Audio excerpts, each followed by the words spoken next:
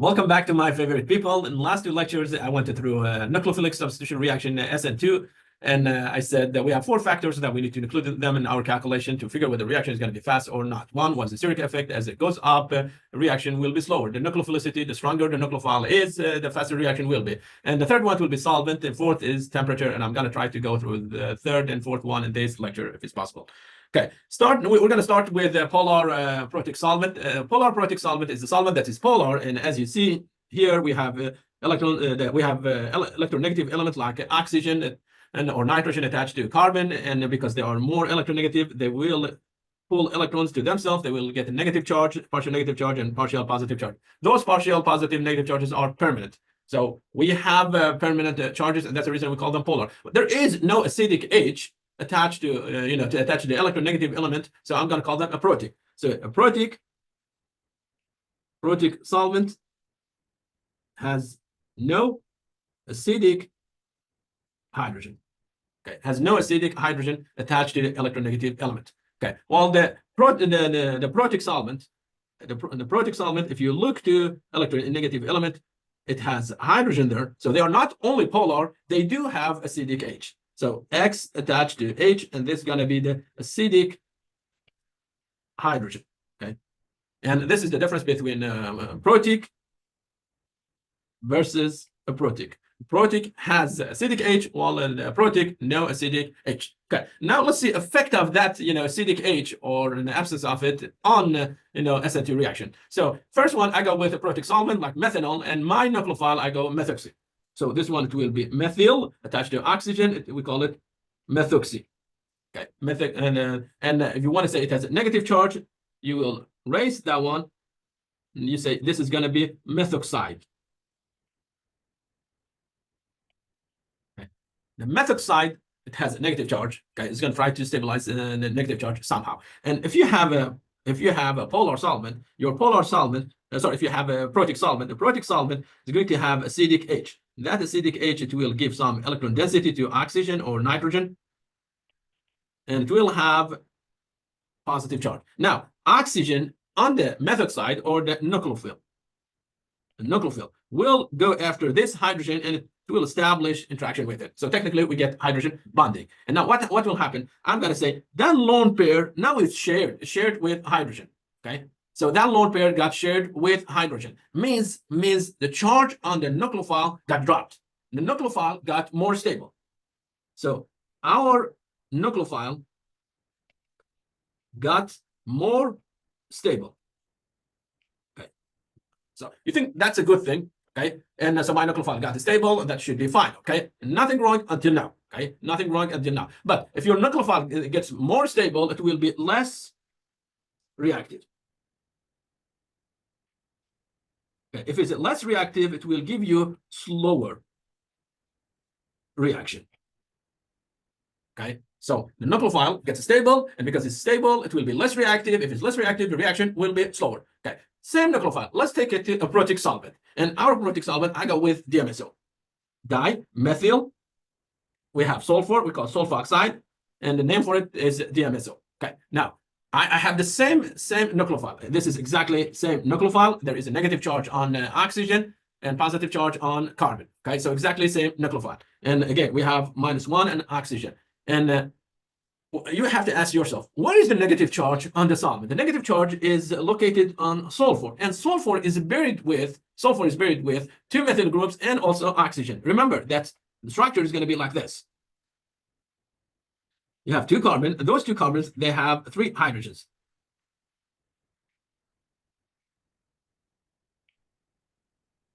And this one is, forgive me, that's sulfur, not carbon.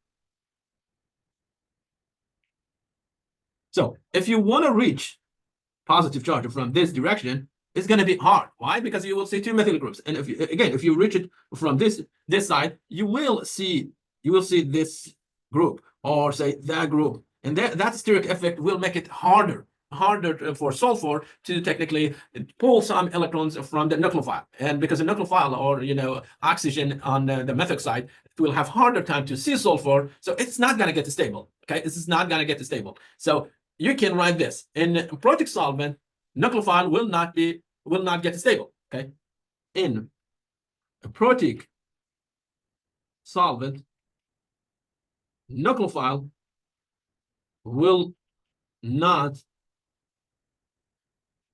get stable. It will not be stabilized.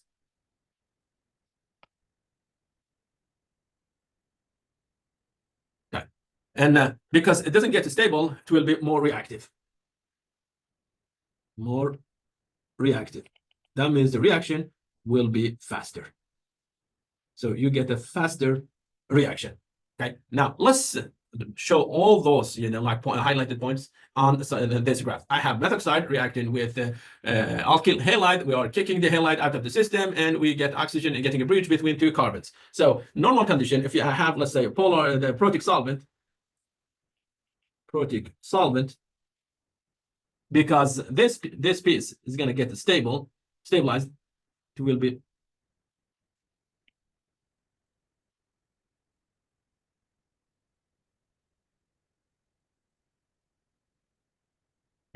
or you can say the hydrogen, the negative charge gets distributed. I'm going to say this, if this is okay, if this is the level of the reactant, okay, for a protic solvent, for a protic level is going to be here, and this one for a protic.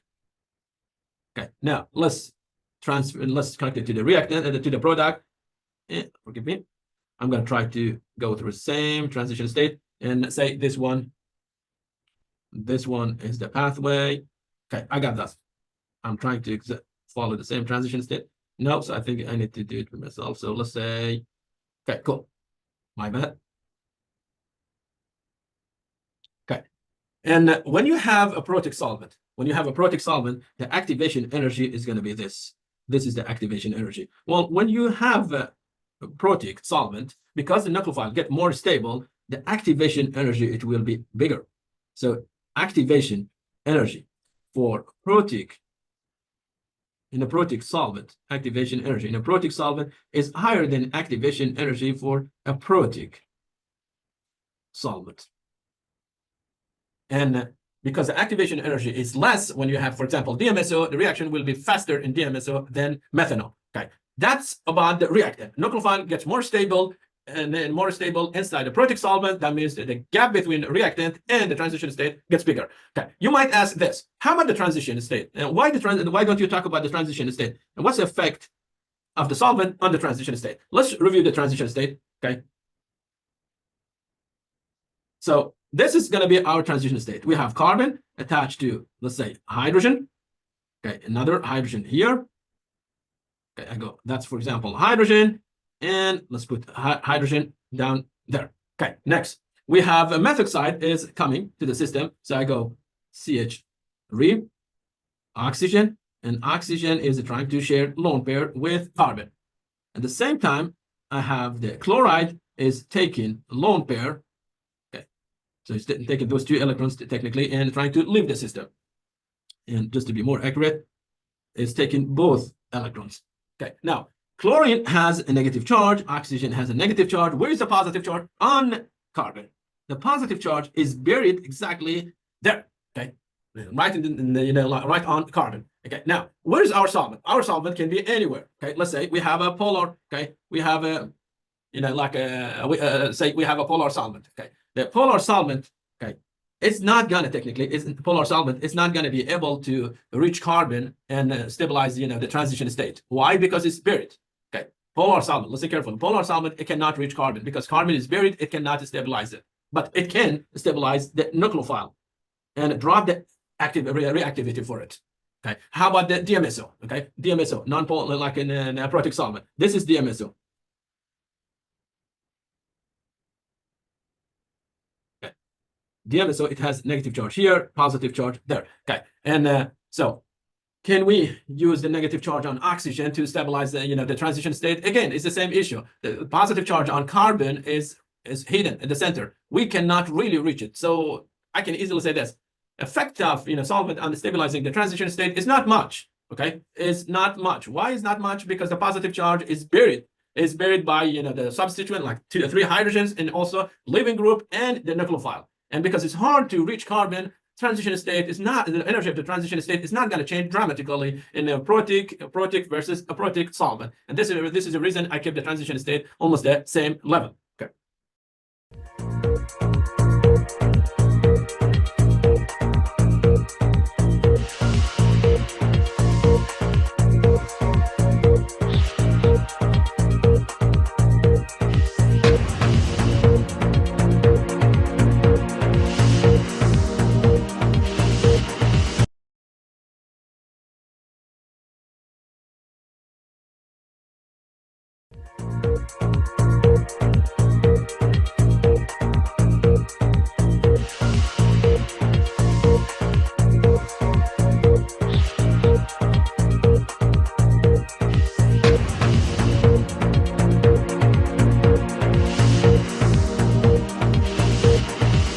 Now, the fourth factor, it will be the temperature. And what's going to be the effect of temperature on SN2 reaction? So we are studying SN2 reaction. Remember, in order to have SN2 reaction, we need to have two components. One, the substrate, and this is going to be the substrate. And the second one will be the nucleophile. Okay, so I need to have two of them. Okay, and in order to have SN2 reaction, I need to have collision between them. Okay, so I need to have a collision. And now, if I decrease the temperature, rate of collision will go up. That's completely reasonable. As we increase the temperature, velocity will go up. So I expect to see higher rate of collision. And so I'm going to say, and if you run the reaction at two different temperatures, the one with higher temperature should be faster. And this one, it will be faster. That's completely fair. And your product will be this. You get alcohol plus chloride. Again, here you get alcohol plus chloride. Okay, but there is a hidden point in these two examples, and the hidden point is this. Okay, carbon, the alpha carbon, this is the alpha carbon. Carbon in this case it doesn't have a beta, it's not connected to another carbon. That means we don't have beta hydrogen. There is no beta hydrogen. Okay, so be careful. We have only alpha carbon, and there is no beta carbon there. Okay, what will happen if we get a beta carbon? If there is a beta carbon, so this is alpha, and that one is going to be the beta. Okay, so like low temperature, I'm going to assume this is going to happen. SN2 reaction, the nucleophile will go after the alpha carbon. It will kick the chloride out of the system, and this is going to be my product.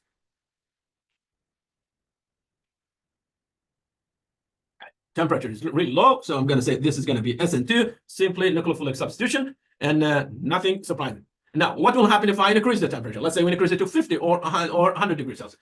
In that case, you will be dealing with maybe